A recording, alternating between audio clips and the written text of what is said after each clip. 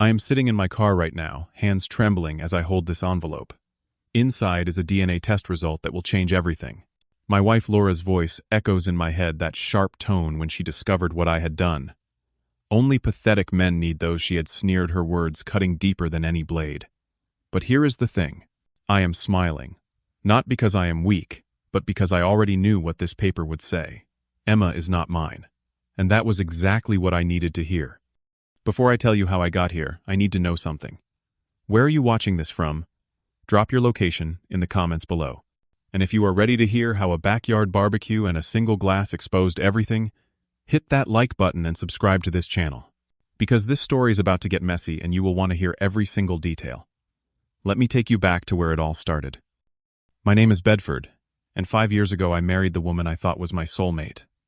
Laura and I met at a tech company in Seattle, one of those modern offices with ping pong tables and cold brew on tap. She worked in marketing. I was a software engineer. We clicked instantly. She was beautiful, ambitious, and funny in that sarcastic way that made everyone in the room laugh. Within a year we were engaged. Within 2 years we had a small wedding in the San Juan Islands, just family and close friends. By year 2 of our marriage, Emma was born. Life seemed perfect. We bought a house in the suburbs, one of those cookie-cutter neighborhoods where everyone waves at each other and the lawns are perfectly trimmed. I would wake up to Emma's giggles, those tiny hands reaching for me from her crib. Laura would make breakfast while humming along to the radio. We were living the American dream. Or so I thought. But around 6 months ago, things started shifting. Small things at first. Laura began working late more often. She would come home at 9 or 10 at night claiming she had a major project with a new client. Her phone, which used to sit casually on the kitchen counter, was now always face down. The password changed. When I asked her about work, she would give vague answers and quickly change the subject. I told myself I was being paranoid. She loves me. We have Emma. Everything is fine. Then Emma started mentioning someone new. Uncle Marcus gave me candy at Mommy's office, she said one evening while I was tucking her in. Uncle Marcus. I had never heard that name before. Later that night, after Laura fell asleep, I did what any concerned husband would do. I searched for Marcus on LinkedIn. Marcus Brennan, senior marketing strategist, recently relocated to Seattle 6 months ago. His profile picture showed a man in his early 30s, tall, confident smile, impressive resume. My stomach twisted. 6 months ago was exactly when Laura started acting different. I tried to push the thoughts away. I did not want to be that husband, the one who suspects his wife without cause. But the seed of doubt had been planted, and it was growing roots. Then came the barbecue. It was a Saturday in early June, one of those rare Seattle days where the sun actually breaks through the clouds and stays. Laura suggested we host a backyard gathering for her team. Team building, she called it. I want you to meet everyone I work with, Bedford. I agreed. I wanted to be supportive. I wanted to be the good husband. That afternoon, about 15 people showed up. The air smelled like charcoal and grilled meat. I set up the grill in our backyard, while Laura arranged drinks on the patio table. Jazz music played softly from the outdoor speakers. People mingled, laughed, clinked beer bottles. It all felt normal until he walked in.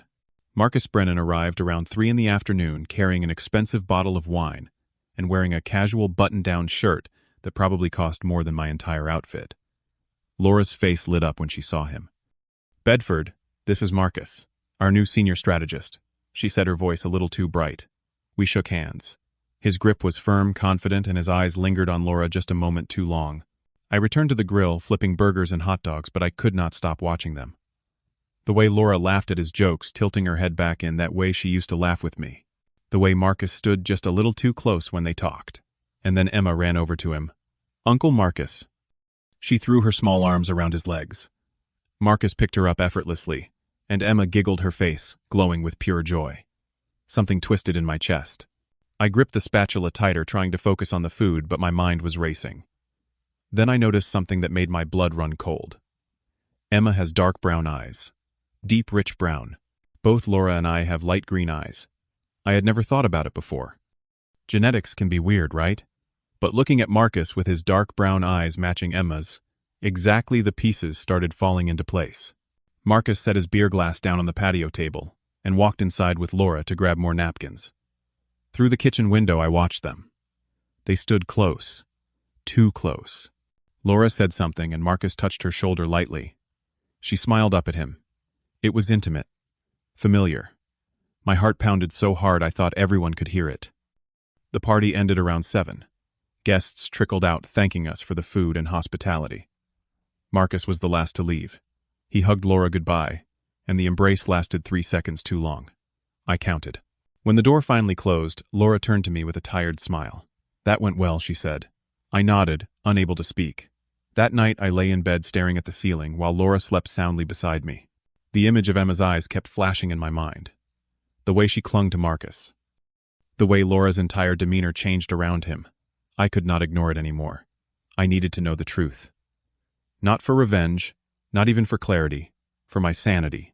The next morning Laura left for work early. It was my work-from-home day, so I stayed with Emma. While brushing her hair before preschool, I gently pulled a few strands. My hands shook. What kind of father suspects his own child? But I could not stop now.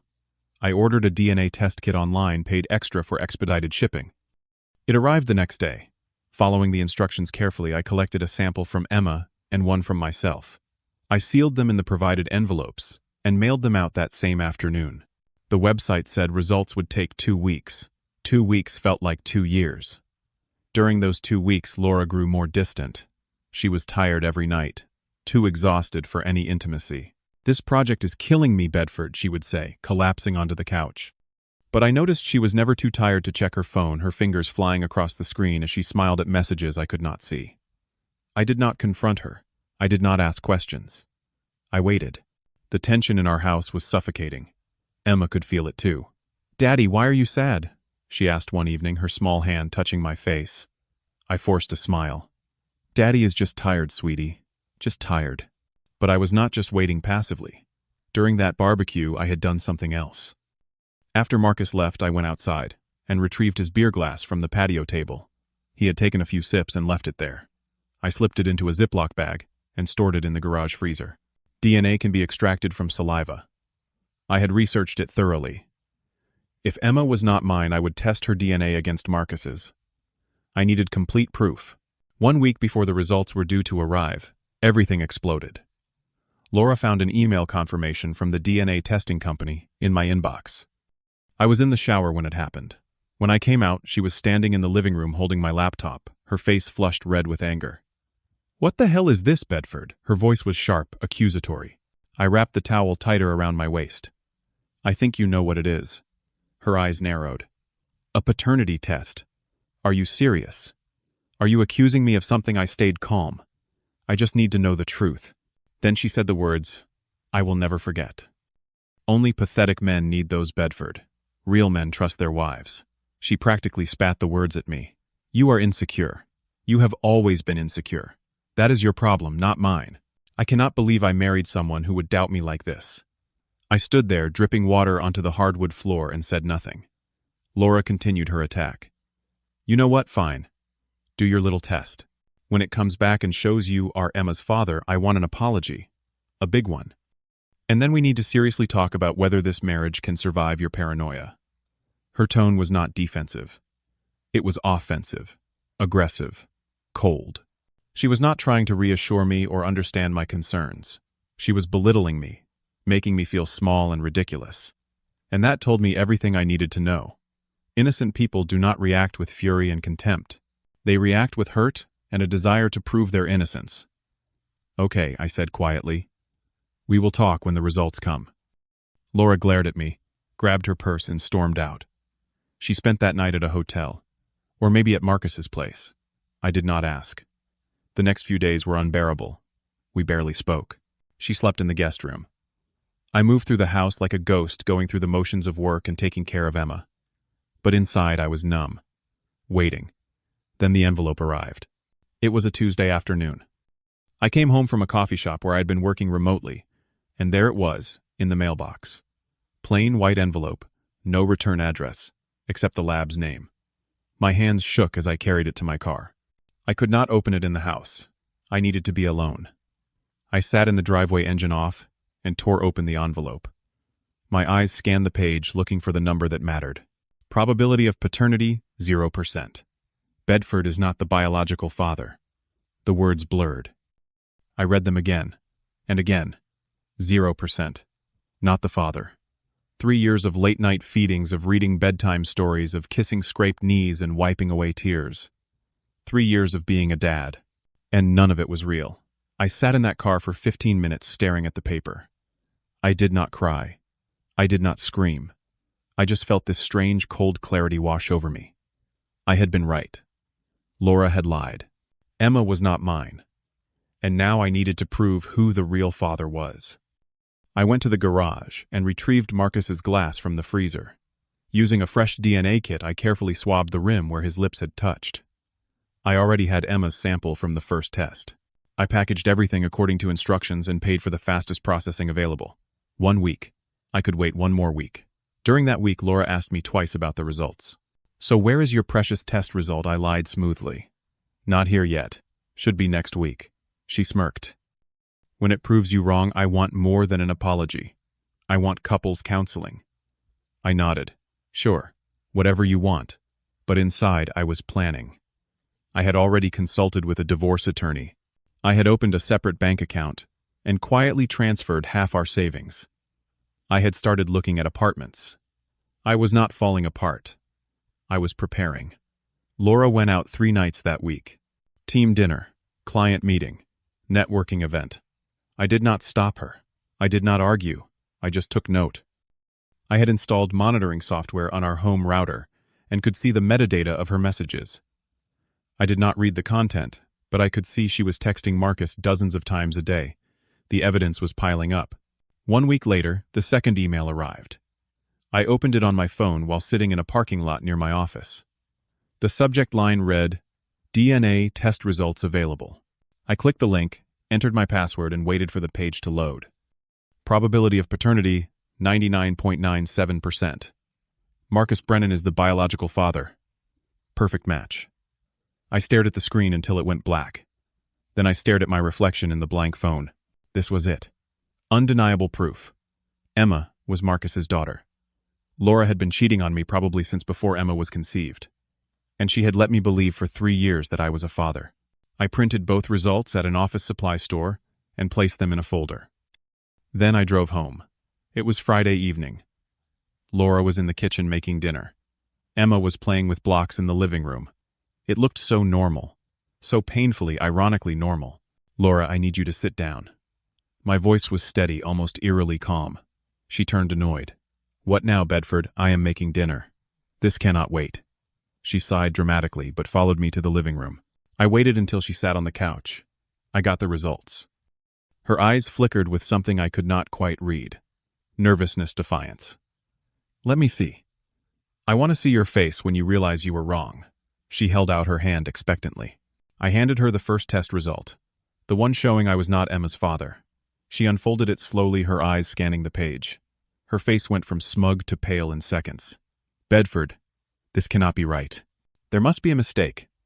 These tests can be wrong sometimes. We need to do another one." I did. I handed her the second result. The one showing Marcus was the father. She read it, and all the color drained from her face. Her hands started shaking. "Where did you get his DNA? How did you—" "The barbecue. His glass. You two were so comfortable that day. Neither of you noticed me watching. Neither of you cared." Laura's mouth opened and closed like a fish out of water. "Bedford, please. Let me explain. It is not what you think." "Explain what?" I asked, my voice dangerously quiet. "That you have been sleeping with Marcus, that Emma is his daughter, that you called me pathetic for wanting proof when you knew the entire time that you were lying." Tears started streaming down her face. "It was a mistake. It only happened once. I did not know I was pregnant with his child. I thought Emma was yours. I swear I thought she was yours." Once I pulled out my phone and showed her the router logs. Hundreds of messages between you two. 3 nights out this week alone. "Do not insult me with more lies, Laura." She collapsed back into the couch, sobbing. "I am sorry. I am so sorry. Please, Bedford. We can fix this. I will stop seeing Marcus. We can go to counseling. We can make this work. Emma needs her father. Emma needs her real father. And that is Marcus, not me." Laura looked up, her eyes wide with panic. "You cannot just leave her. She thinks you are her dad. You are just going to abandon a 3-year-old. You abandoned our marriage." You made the choice to lie. Emma deserves to know her real father. And Marcus deserves to pay child support, not me. I stood up and grabbed the bag I had packed earlier. It was hidden in the hall closet. What are you doing? Laura stood too, her voice rising. Where are you going? I am filing for divorce. My lawyer will contact you Monday. You can have the house. You can have Marcus. You can explain to Emma why her daddy left. No. No, Bedford, please. She grabbed my arm. We can work this out. I made a mistake, but I love you. I love our family. Please do not do this. I pulled my arm free gently. We were never a family, Laura. This whole thing was built on lies. I deserve better than that. I walked to the door. Laura followed, begging. Bedford, please, think about Emma. Think about what this will do to her. I turned back one final time. You should have thought about Emma before you slept with Marcus. You should have thought about her before you lied to me for 3 years. And you should have thought about her before you called me pathetic for wanting the truth. I opened the door. You know what you said, that only pathetic men need paternity tests. Turns out they are just smart. They are protecting themselves from people like you. I closed the door behind me. Laura's sobs echoed through the wood, but I kept walking. I got in my car, threw my bag in the passenger seat, and drove away. In the rearview mirror, I watched the house disappear. That was the last time I saw Laura as my wife. And honestly, it was the most freedom I had felt in years. The first few weeks after leaving were brutal. I moved into a small apartment downtown, 1 bedroom, with a view of the highway. It was nothing like our suburban house, but it was mine. No lies, no betrayal, just clean empty space. The pain came in waves. But it was not pain over Laura, it was pain over Emma. That little girl who used to call me daddy, who would climb into my lap during movies, who made me construction paper cards that said I love you in crooked letters. She was 3 years old. She had no idea what was happening or why I was suddenly gone. That guilt ate at me every single day. Laura tried calling and texting constantly. Bedford, please come home. We can fix this. I made a mistake. Emma is asking for you. I blocked her number. All communication went through my lawyer. I could not afford to be manipulated anymore. The divorce process moved quickly because the evidence was irrefutable. 2 DNA tests, one proving I was not the father, one proving Marcus was. Laura could not fight it. Marcus was shocked when he found out. According to my lawyer, Laura had told him she was on birth control. He had no idea Emma existed, let alone that she was his daughter. The court ordered him to take a paternity test, which he did. Official results confirmed what I already knew. Marcus was the biological father. Child support payments were redirected to Marcus. He was now legally and financially responsible for Emma. Laura had to face the reality that her affair had destroyed 2 families. Mine and the future she might have had with Marcus. Because Marcus, upon learning the truth, wanted nothing to do with her. He accepted his responsibility for Emma, but made it clear he had been deceived too. Laura lost everything. Her marriage, her reputation at work. The rumor mill in our company was vicious. Within 2 months, both she and Marcus left the firm. I heard through mutual friends that Marcus moved to another state, though he still paid child support. Laura stayed in Seattle, living in our old house, raising Emma mostly alone. I wish I could say I felt vindicated, that I felt justice had been served. But mostly, I just felt empty. 6 months after the divorce was finalized, I started rebuilding. I threw myself into work and got promoted to senior engineer. The distraction helped. I started going to the gym every morning, lifting weights until my body ached and my mind went quiet. I saw a therapist twice a week to process the trauma and betrayal. Slowly, very slowly, I started to feel human again. I joined a local hiking group and met people who knew nothing about my past. We would trek through the Cascades on weekends, talking about trails and weather and everything except broken marriages. It was healing in a way I had not expected. One of the people in that group was a woman named Sarah. She was kind, funny, and refreshingly honest. We started talking after hikes, then grabbing coffee, then dinner. She had been through a divorce too. Her ex-husband had been emotionally abusive. We understood each other's scars without having to explain them. I am not ready for anything serious, I told her one evening over Thai food. She smiled. Neither am I. Let us just be honest with each other. Deal, deal. And that honesty became the foundation of something real. I still thought about Emma sometimes. I could not help it. One Saturday afternoon, I was at the grocery store and saw them. Laura was pushing a cart, Emma sitting in the front, her legs swinging. Marcus was with them. They looked like a family. Emma was bigger now, almost 5 years old. She was laughing at something Marcus said. I stood in the cereal aisle, partially hidden behind a display, and watched for a moment. My chest tightened. That could have been me. But it was built on a lie. Emma had her real father now, and I had my truth. I turned and walked away before they saw me. It hurt, but it was the right kind of hurt. The kind that meant I was healing. Looking back now, I do not regret the test. I regret not trusting my instincts sooner. The signs were there. Laura's distance, her secrecy, Emma's eyes. I ignored them because I wanted to believe in the perfect family. But perfect families are not built on lies. Laura called me pathetic for needing proof, but there is nothing pathetic about protecting yourself. There is nothing weak about wanting the truth. Some people will gaslight you, make you feel insane for questioning them. That is exactly when you need to question them more. I lost a daughter I thought was mine. That pain will never fully disappear. It lives in the back of my mind, a constant ache. But I gained something more valuable in return. I gained my self-respect. I learned that love without honesty is not love at all. It is just manipulation with a pretty name. Today I am doing okay.